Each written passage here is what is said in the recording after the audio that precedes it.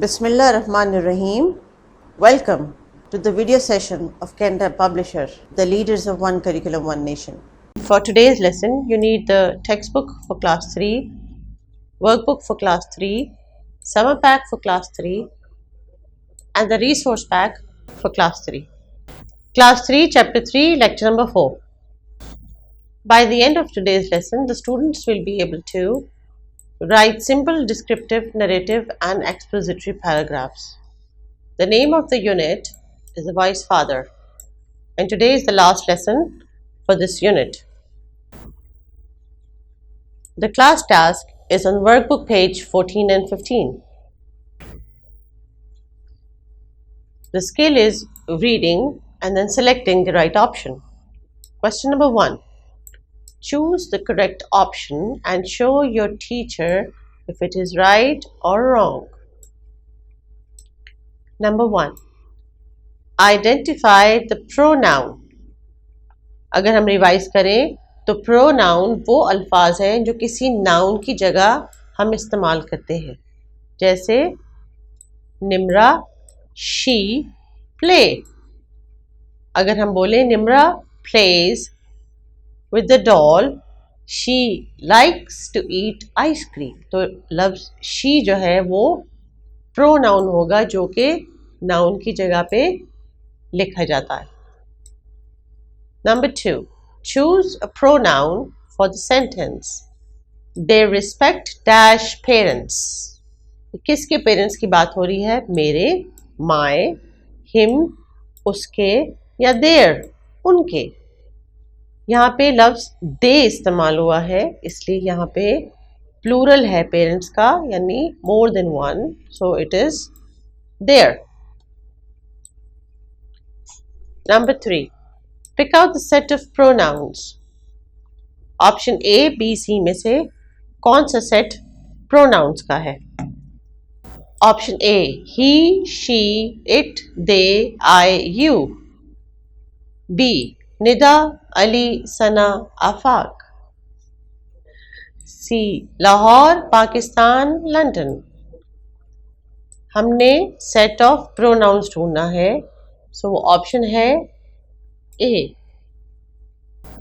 आगे चलते हैं. Number 4. Identify the adjective of colour from the sentence. I have a purple doll. Adjective का मतलब कोई क्वालिटी जिसके बारे में बात हो रही हो. I have a purple doll. Noun doll जो है इसमें किस कलर की है? पर्पल. तो एडजेक्टिव उसकी वो क्वालिटी है. Number 5. Identify the adjective of size. इस सेंटेंस में साइज को कौन सा लफ्ज शो करा है? I saw a big elephant and its small cub. Big और small दोनों साइज को रिप्रेजेंट करते हैं. तो ऑप्शन क्या हुआ? ए, बी या C? Both A and B are correct, तो हम ऑप्शन नंबर सी को सर्कल कर देंगे. Number 6. Choose the adjective from the sentence. Hasan is a good boy. Hasan कैसा बच्चा है? गुड बच्चा है, अच्छा बच्चा है.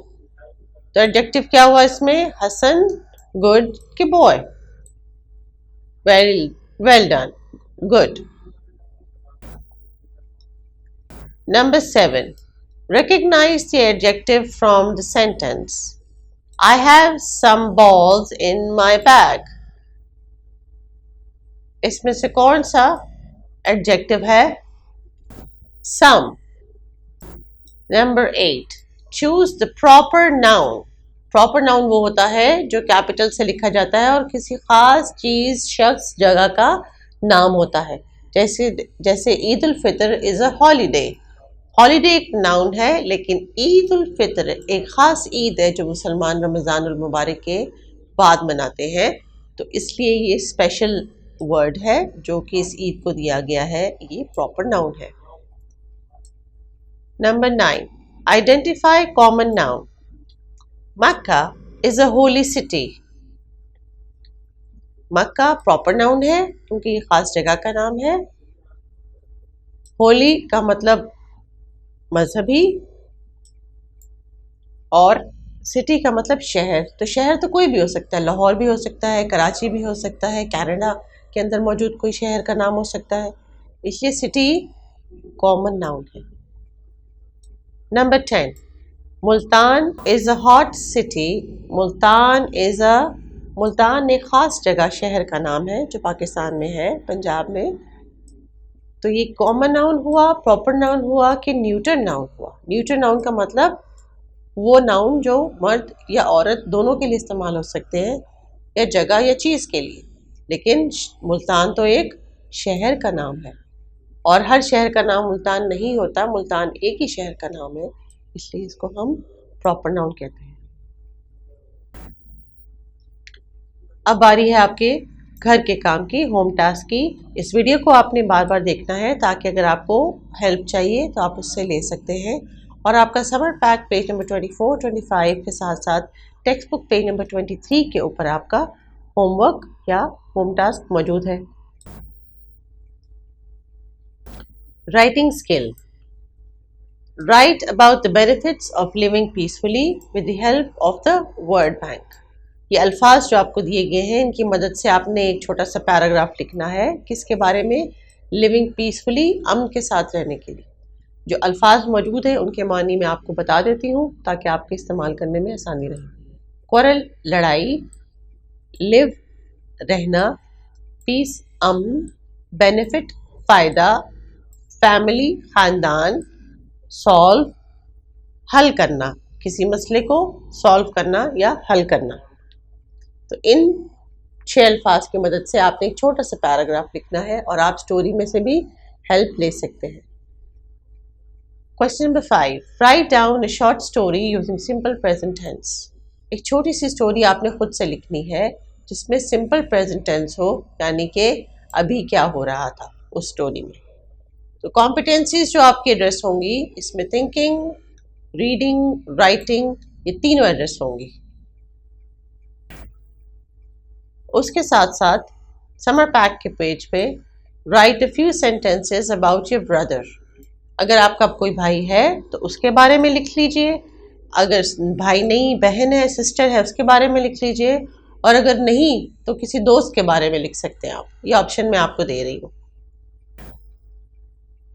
और उसके साथ साथ एक छोटी सी एक्टिविटी है, read the story of twin brothers and find some good things about them and write them in points below.